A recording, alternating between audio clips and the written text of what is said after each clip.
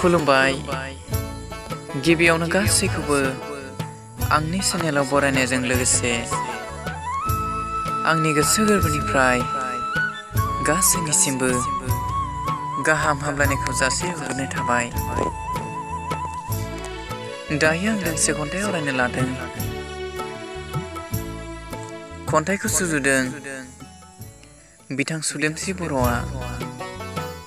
दानिया फैद' बिथांनि सुजुनाय खन्थाइखौ आं आवरायनानै दान्दिसे सम नोंथांमोननो खोनासंहोलांदिनि।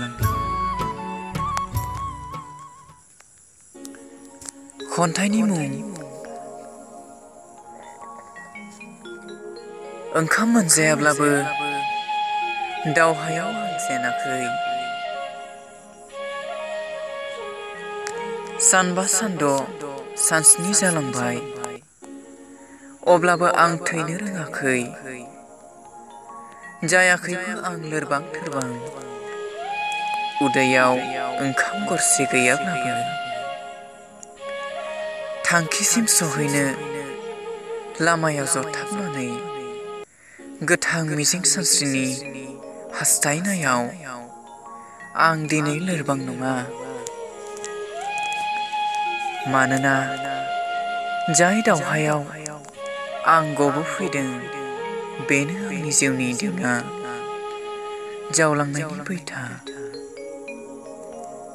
मिथिंगानि गोदै गोथाव बारजों थांखिफोरा थै अरग्लि अरग्लि होनायाव आं दिनै लोरबां नङा। आरो दाहाबो गैया आंनि गोरबोआ। गोथां थै सेरेबखौ लाना सान्दुं गोसायाव सहायथाबनानै जांख्रिथाय बिदोंल' जों आलादा रायजो बड'लेण्ड मोननो। नङा बर' सुबुंनि अनजिमाया इसेल', नङा बर' हारिया उन्दै।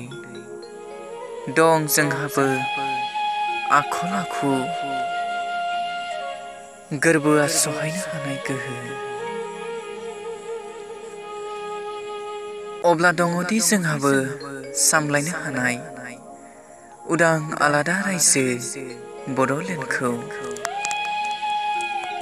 रेलनि लामा गास' गास', अफिस आदालतआव गिदिं गिदिं बैसोआदि रागलांबाय आंनि थैहां बरहां जालांबाय।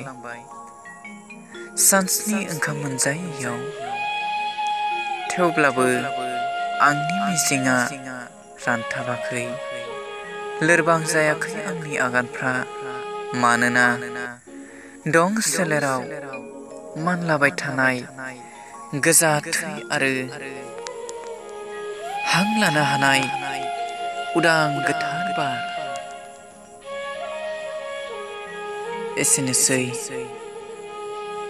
गोजोन्थों।